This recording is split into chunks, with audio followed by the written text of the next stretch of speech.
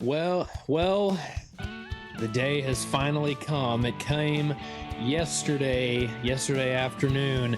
Heads up, play family. Nick Saban, the greatest head coach in the history of college football, has retired. Alongside the departure of two other GOATs. Maybe not as much of GOATs as Nick Saban, but Pete Carroll stepping down, taking a step back from the Seahawks, as well as the Patriots letting go of Bill Belichick. But at least for the time being, we're going to focus, as Alabama fans, we're going to focus on the departure of Nick Saban and his retirement. So, John Rivers, Cowboy, it's been about a little over 24 hours now since we first got the news. I think it was about 4 o'clock yesterday is when we saw it. So, Yeah.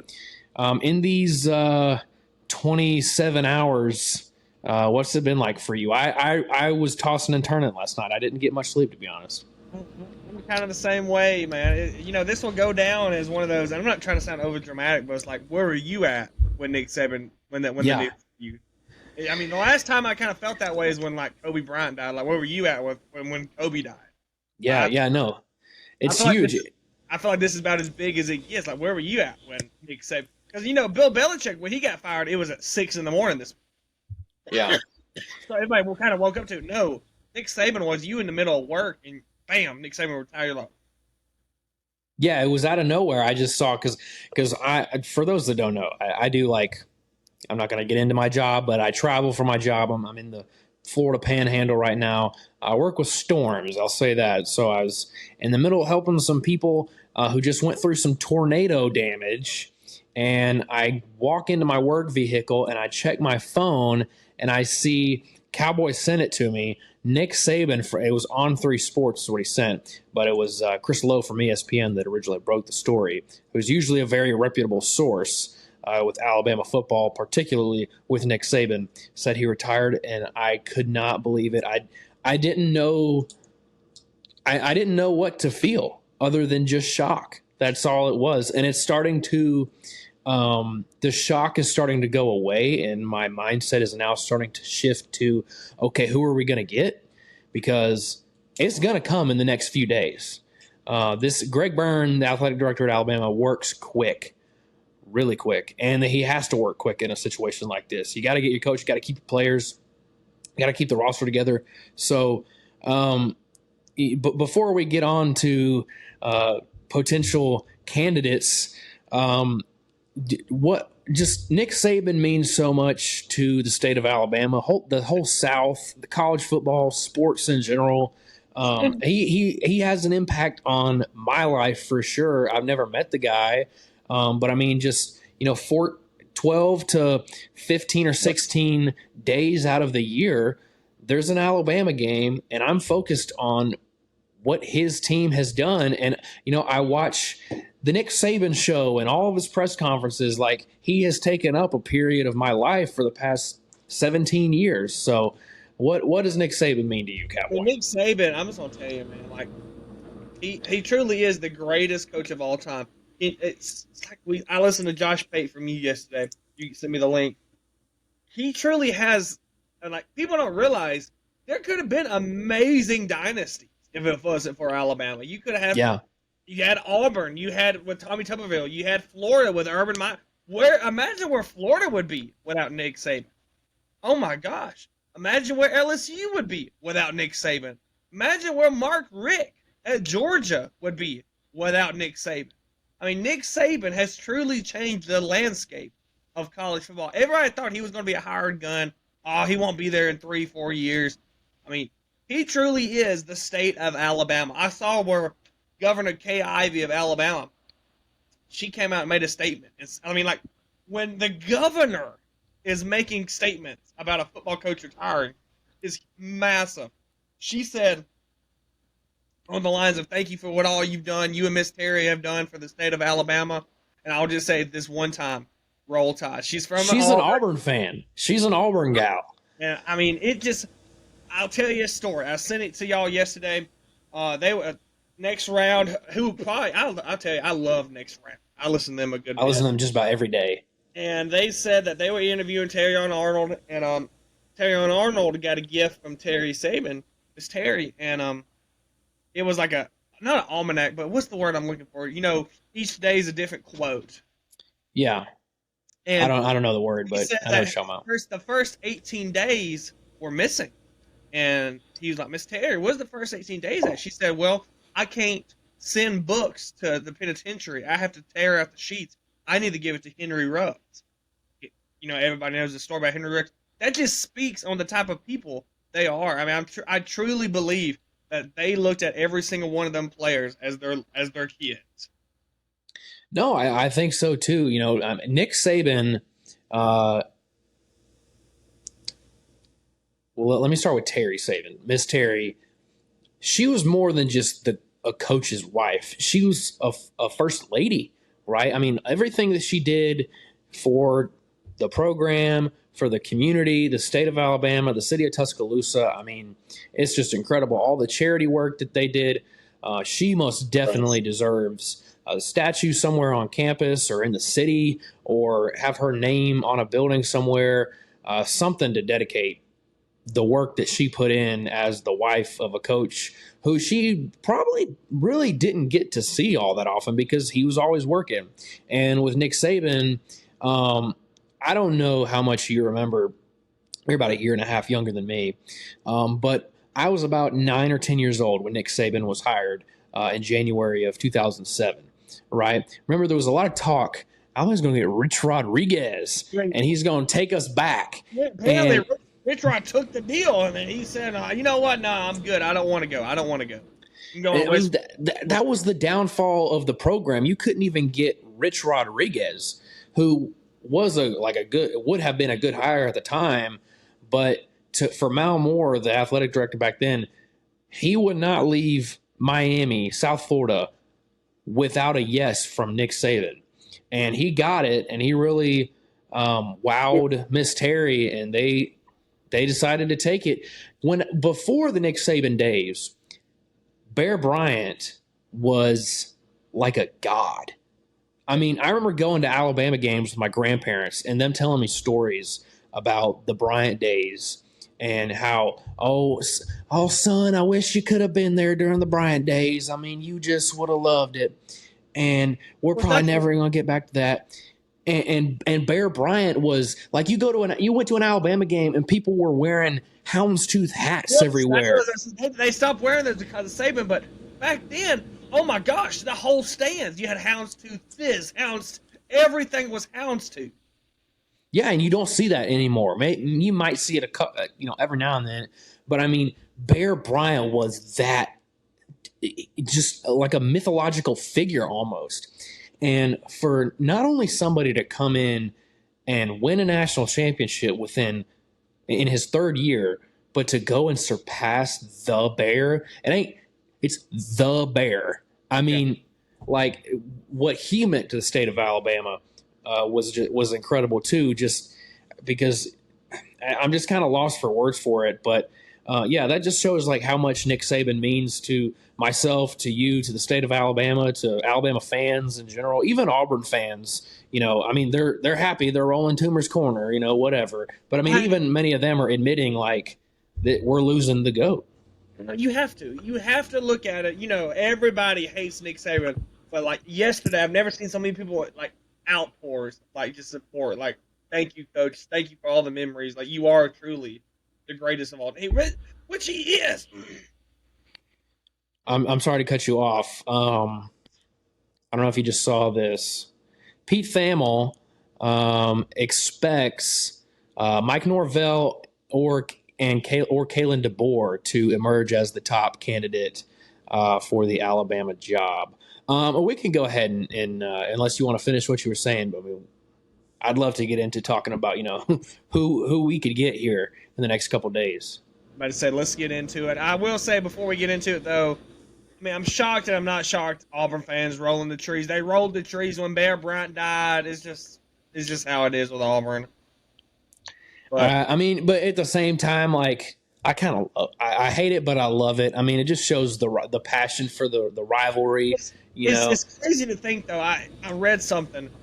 In the time Nick Saban was at the coach, he faced against Tommy Tuberville, Dean Chisholm, Gus Malzahn, Brian Harsin, Cadillac Williams, and then Hugh the Pimp. Hugh the Pimp.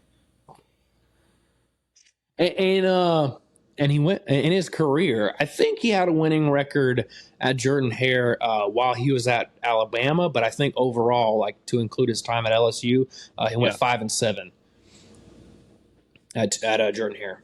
Let's get into some possibilities who might be the Alabama head coach. Everybody kind of thought, especially right after Vegas came out, everybody said Dan Lanning. That's a done deal. Me and you both was a little bit like, yeah, we want Dan Lanning, but me and you both was a little bit hesitant because, and I've been telling people today all day, we're gonna get Dan Lanning. Like, I don't know, Nike, Bill Knight, that money, he's not gonna let that happen. I expect, and of course, Dan Lanning today makes a whole video. I'm not gonna lie, it's a pretty good video, and says that he's staying at Oregon. I mean, Lincoln Riley did the same thing, but I truly do believe he is staying at Oregon. I agree. I'm not going to fully believe anything, until our actual coach is named.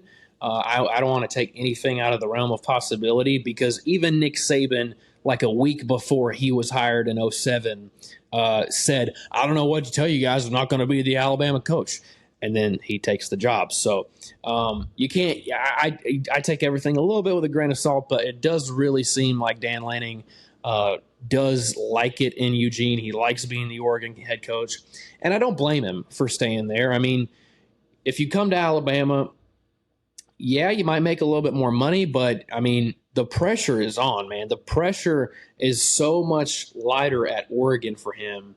And I think I think if you're Dan Lanning, you are more likely to win a national championship at Oregon than you are at Alabama. Well, see, I'm telling you, Oregon fans were scared because for a minute they were becoming the stepping stone school. You had Chip Kelly go there to the Eagles. You had Willie Taggart go there to Florida State. You had Mario Cristobal go there to Miami. And then you was about to have Dan Lanning go to Alabama. I mean, Oregon's not a stepping school. They are. I mean, they're a final destination. I mean, they can be a dynasty. Chip Kelly, that close to a dynasty. I believe if Chip Kelly could stay there, he would have had him. No, I agree. I mean, because he was competing for national championships. I mean, but he went to that one against Auburn and it came down to a field goal. So, yeah. I mean, they've made it. They've made it really close a couple times. I mean, you look at what they did with Marcus Mariota, went and faced Ohio State 2014, couldn't get it done. It's always kind of seemed that way with Oregon to me, but not to get off track with that. I wanted Dan Lanning bad. He still would be my top choice. That is realistic.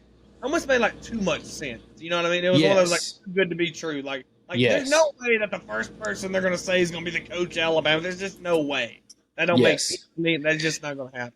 Now, if we could just get anybody, I mean, no doubt we would get Kirby Smart. I mean, that's the top choice for everybody. But he played at Georgia. He's from Georgia. He ain't leaving Georgia.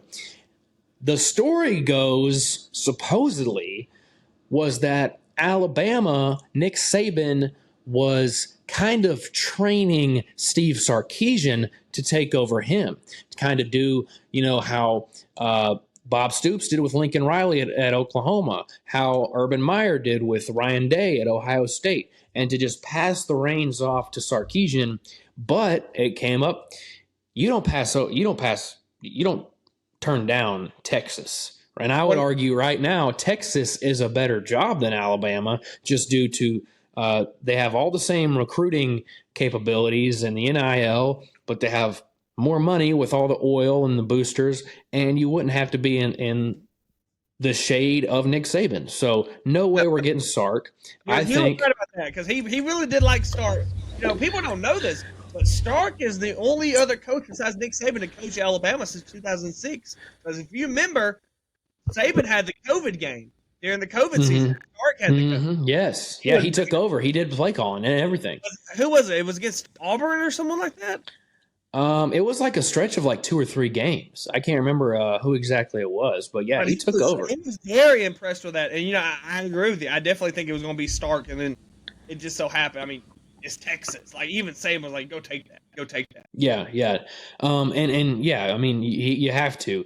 So then that leaves kind of a second tier of coaches that you go after, and I think if I'll give you my top five and how I think Greg Byrne will probably go about it. One was Dan Lanning. I can guarantee you the top choice He was had to one. have been Dan Lanning. He You're turned right. it down. Number two, I think has to be Kalen DeBoer of Washington, and I'll get into like why I think so. Three, if not DeBoer, it's Kiffin. If not Kiffin, then Mike Norvell, and if not Norvell, if you're getting down to that point, I guess Dabo. But Kalen DeBoer has been coaching. He coached a lot through FCS D2. In his entire coaching career, he is 104-12. He took a Washington team that went in 2021. They were 4-8. 2022, they went 11-2 and beat Texas in the Alamo Bowl. The very next season, year 2, he takes them to the national championship, beat Texas again. I mean, I know he's not a Southern guy. He doesn't have any ties to the SEC, but he's proven he can beat Texas, who, I mean, going into next season is going to be Georgia and Texas in the SEC, unless Alabama does something crazy, like hires the Kalen DeBoer. So he would be my top choice right now. I did read something right before we started the podcast here that supposedly he'll be going on a radio station like at 8 a.m. Pacific time in Seattle. Maybe he'll be confirming do what Dan Lanning did, but I don't know if you're going out in public to say that you're not taking a job, that you're staying at Washington. Why would you do it on the radio? Why would you not just go ahead and do it on Twitter? The same thing Dan Lanning did. I don't know. Kiffin, here's what. All right, I want DeBoer. I would be okay with Kiffin. I don't want Norvell, and I really don't want Dabo. That's how it would go for me. And I think that's probably how Greg Byrne looks at it. I'll look at it as my number one. And it's not going to happen. I won't Lane Kiffin, but I agree with Greg McElroy. He said there's a 0% shot that Lane Kiffin and Dabo's coming to Alabama. I won't Lane. Do I think the boosters and the fans are going to like Lane Kiffin because Lane Kiffin and the trolling on Twitter and all that? No.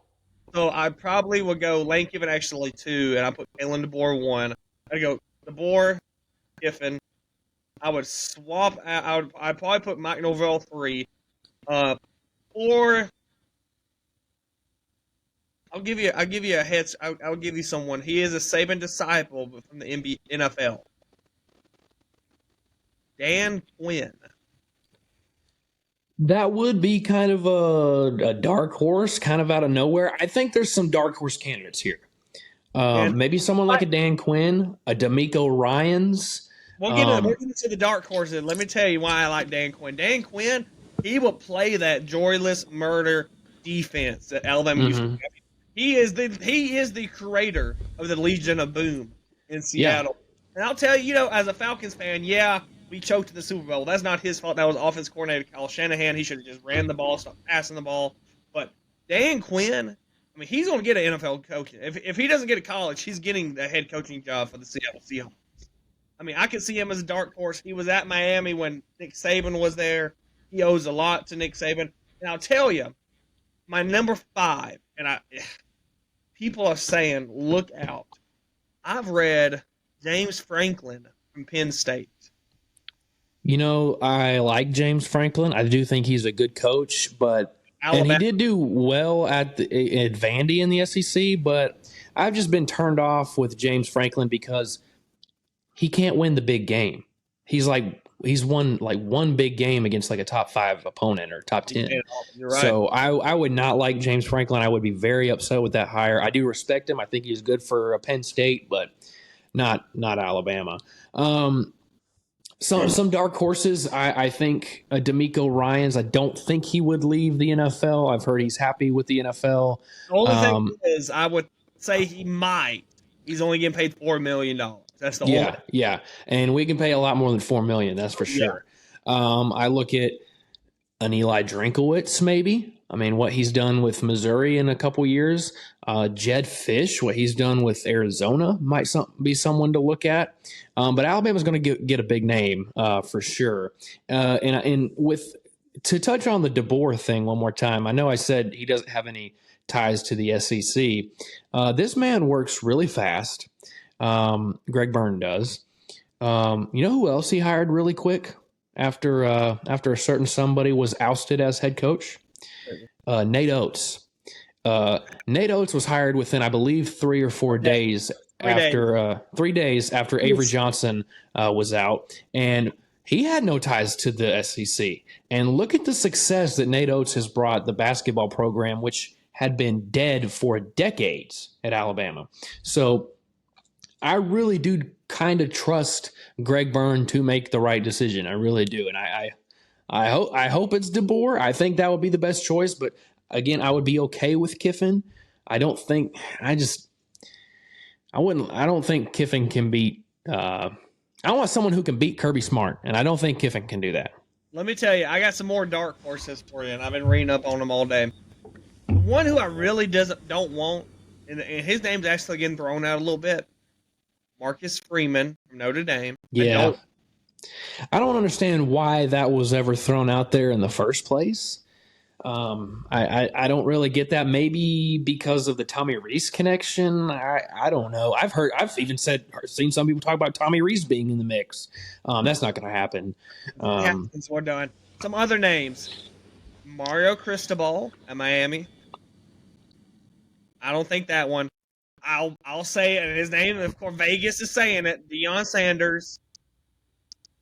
I'll tell you. I think he would take it, but I don't think we'd offer it to him. I'll tell you a wild one, and he got fired, and we're going to talk about it a little bit in the show. Not Bill Belichick. What about Pete Carroll coming back to college? I would like it. I would like it. I don't think it would happen, but he doesn't really have any ties to the SEC. I think he'll kind of stay with the Seahawks in some sort of administrative type role. We will get to Pete and Bill. I don't know. I don't know. So who right now, out of the realistic options, the names that are being thrown around, which one would you most want, and which one would you want behind that? Would it be DeBoer and then Kiffin? Mine would probably be flip-flop. I'd probably have Kiffin then DeBoer. Kiffin then DeBoer. I like that. I like that. I don't really understand the Norvell hype. I don't either. I do think he's a good coach, but I mean he's really only had this season, which was great up until the very end. Truth be told, there's stuff coming out as we speak. You know, they said he's not going to get punished, but there's been NIL sanctions going on. Yeah, I think that's gonna. He might tuck and run. I mean, if Bama offers, he might take it, tuck and run. He just might. And I mean, even before that, with all the stuff with the ACC, you know, all not getting into the playoffs basically because you're in a terrible conference. FSU's always been kind of behind in terms of, you know, getting facilities up to date and all sorts and resources like that. So, I mean, he just might. I really don't know. On DeBoer, he's my number one choice, and I'll tell you why. Like I said, 104-12 in his entire coaching career. He's won a couple national championships at the D2 level. He took a 4-8 Washington team, and he's only lost 3 games in total in 2 years. It's a very Saban-like record, if I'm being honest. And yeah. I don't want. I kind of dwelled on it after the Dan Lanning stuff came out that he wasn't going to be the head coach. I kept dwelling on DeBoer, and I was like, you know, the more I think about it, the more I kind of like it, because after Bear Bryant passed, Alabama hired Ray Perkins, who was a disciple of Bear Bryant. but it did not emulate the same whatsoever. And Ray Perkins went in there and tried to change everything up. We're going to do everything different. Yeah, I was a disciple of Bryant, but we're going to do everything different. Ray Perkins gets fired. Then they hired Bill Curry, another Bryant guy. Didn't do well. And they tried, we got to do everything we can to keep the Bryant in the program. It worked with Gene Stallings for a second, but that didn't last long. Then they went with the three Mikes, Mike DeBose, Mike Price, Mike Shula, and those didn't work out. We have some bad luck with guys named Mike. And so I don't, as much as I love Saban, I don't think that we need to be stuck on, does he have ties with Saban? Like we don't need to keep Saban in our mind 24/7. Like, it's okay to bring in a new guy with a new philosophy. That's what I was afraid was going to happen, and still is going to happen. I don't want it to happen, but I still just think it's going to fall like the Bear Bryant days. Full of Saban disciple after Saban disciple after Saban disciple, and then I think that's when the boosters kind of take back over. Yep. Nick Saban, he went in there and said, "Look, either you're going to let me run this team, or you're going to run the team, and I just want to be here. So pick which one you want." And that's what we said. That's what we said about Auburn. Whoever goes to Auburn needs to tell Jimmy Raines at Yellowwood, "Hey, let me run this team, or do you want to run it? Because I just want to be here. And you'll keep being mediocre." Yeah, no, I agree. All right, so let me ask you this: you've given who you want, who you would want most. Is that who you think it will be? I think it's going to be DeBoer. Well, you think? I think it'll be Kiffin. I want DeBoer. I think it'll be Kiffin. More and more I think about it, I think it'll be Mike Norville. I'm gonna be honest. Really? Okay. I mean, I can see it. I just wonder. You just, due to it really only being this year, and with the NCAA stuff now, I don't know. I mean, can I see it? Yeah. I don't think fans would be happy with it. But who knows? I was thinking Kellen DeBoer, but like you said, he's doing the radio show now, and I'm thinking, God, I don't know about that. Like that's not a good sign for Alabama fans. And then I know Kiffin, he's got on Twitter and said Alabama play the same as Shedeur Sanders. Alabama players, y'all come on transfer if you want. Like they're more open or something like that. I'm sure he is. I don't know. I mean, that's really, all we can kind of speculate until news comes out. I imagine we will know the head coach of Alabama by next Monday. By next Tuesday or Monday. I mean, if it drops tomorrow at 10 a.m., I will not be shocked. No, so, but that's not it. I mean, like we said, two other coaches are backing away from the game, one being Pete Carroll, the other being Bill Belichick, both stepping away on different terms. Let's kind of start with Pete Carroll. Pete Carroll obviously had success both at the college game and the pro game, something Nick Saban can't say. Now, I think if Saban would have stayed with Miami, he probably would have had success, and gotten a good quarterback and everything. But, I mean, Pete Carroll can say he had 2 national championships at USC and a Super Bowl. So, I mean, what is your thoughts on Pete Carroll? I think Pete Carroll is a very underrated, greatest coach of all time. You know what I mean? He's won at both levels. He started a great – I mean, and it's rare to have someone to do it at both levels, especially, win a Super Bowl and a national championship. I mean, he's coached some of the greatest teams in college football history. And he's coached some of the greatest defenses in NFL history with Richard Sherman, Cam Chancellor, Earl Thomas. I mean, it is insane on the players that he's coached. I mean, if you look now, Russell Wilson is nothing without people. Yeah. No, which is different. And we'll talk about Brady and Belichick. You're right. I mean, without Pete Carroll, Russell Wilson. I mean, you look at what he's done with the Broncos, and it's been just awful. I've always kind of said if Pete Carroll would have stayed at USC, it may have prevented Nick Saban from building the dynasty that he did. I mean, imagine the amount of national championships Pete Carroll would have at USC if he would have stayed there. I think he probably would have like 6 to 8 national championships. That was one matchup I always wish we could see. Was like Carroll's USC versus the Alabama Nick Saban. That's another one. Alabama under Nick Saban never got, and still in history has never played Oregon. And I wished we could have gotten like an Alabama, a Nick Saban Alabama versus like a Chip Kelly Oregon. or even a Dan Lanning Oregon, but we never got it. But yeah, Pete Carroll, watching those USC teams when I was like 10, 11, 12 years old, with I remember in 2008, Pac-12 after Pac-10 after dark back then. Number one USC goes to Oregon State, and I was watching. It was like midnight or 1 o'clock in the morning, and Oregon State pulls off this historic upset over USC. And I was kind of like, I think that was Pete Carroll's last year, or one of them, and kind of the end of that dynastic run of USC. But I mean, I hated USC. I hated them back then. And now USC is just nothing. They've had a couple good years here and there with Lincoln Riley, but I mean, it was fantastic under Pete Carroll. And like you said, with the Legion of Boom and everything in Seattle and Russell Wilson, like they were good, man. Yeah, I see a question. Who's a better coach, Pete Carroll or Urban Meyer?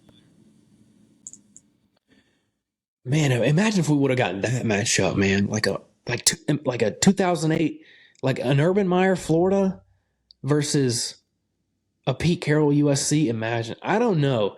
I'd probably lean Pete Carroll. I'm telling you. I'd probably lean Pete Carroll because he did have success at both levels. I do think that Urban Meyer's Florida teams were probably more dominant than those USC teams, though. You had Matt Leinart and you had Reggie Bush. And Reggie Bush, people in my opinion, he might be one of the greatest college football players of all time. Reggie Bush. Yeah, he was insane back in 2005. The man was dating Kim Kardashian in college. I mean, the man was college football. Like, it was. Yeah. If social media was back then, oh my God. It's a very comparable matchup, Urban Meyer and Pete Carroll for sure. I would have loved to seen that. Imagine if we got a national championship between those two at some point in the height of the BCS era. All right, so let's move on. The other one, it was announced yesterday morning that Bill Belichick was fired or let go from the Patriots. It was kind of expected. Sunday, they were saying, he was going to be meeting with Robert Kraft and everything, and it did come out that was the case. Your initial reaction, obviously, Saban, I mean, this would be huge news in the sporting world, but the Saban news takes over. I feel like this would have been bigger than Saban if it hasn't been kind of speculated all year. Yeah. The Saban stuff just it came out of nowhere, basically. If Belichick came out of nowhere, I do think it might have been bigger than Nick Saban. But everybody's been kind of expecting it. Like, they've been talking, Black Monday's the day every NFL coach gets fired. Thank God we did. Thank God we did it. Everybody's supposed to get fired. Well, he got fired on a Thursday. Like, it took him that long. They knew they was going to fire him. I don't know why they just couldn't do it on Monday. But Belichick's gone. Everybody always asks the question: was it Belichick? Was it Robert Kraft? Was it Tom Brady? Well, I feel like the verdict is in. And it was Tom Brady. 100%. I think Tom Brady had already proven it when he went to Tampa and won a Super Bowl in a year. Well, they said apparently after Tom Brady left, like Kraft and Belichick, it just went downhill fast. So that relationship was not. I can see it for sure. The thing is with Bill Belichick, my. We went on for a minute about like what Nick Saban means to us in the college football world. I just don't think that Bill Belichick has the same hold on the NFL the way that Nick Saban has on college football. He did it at one point in that dynastic run with Brady. Yes, he did. Every year, and especially in the 2010s. He did it a little bit in the 2000s, but the 2010s, it felt like every year in the AFC Championship, if you was going to the Super Bowl, you got to go through New England. You got to go through Julian Edelman, Brady. You had to go through New England. Yeah, and I'll say this: Nick Saban is the undisputed GOAT of college football. Many consider Belichick to be the GOAT of the NFL. I don't know if I can declare him that because you do have coaches like Liz Lombardi, Don Shula, amongst some others. But man, he's up there. He is up there for sure. And I would put Pete Carroll, fairly high up there as well. I mean, he has way less Super Bowls, but Out of the three, though, I mean, Bill Belichick, he is not done coaching. He wants to continue coaching. yeah, I mean, no, I imagine he will get hired somewhere else, and it's very likely that it's the Atlanta Falcons. I hope it is the Atlanta Falcons. Rumors was that Kirby was supposed to meet with the Atlanta Falcons, but with Saban gone now, Kirby's not leaving the college. She's just now he has it in the back. He is the undisputed king of college football now.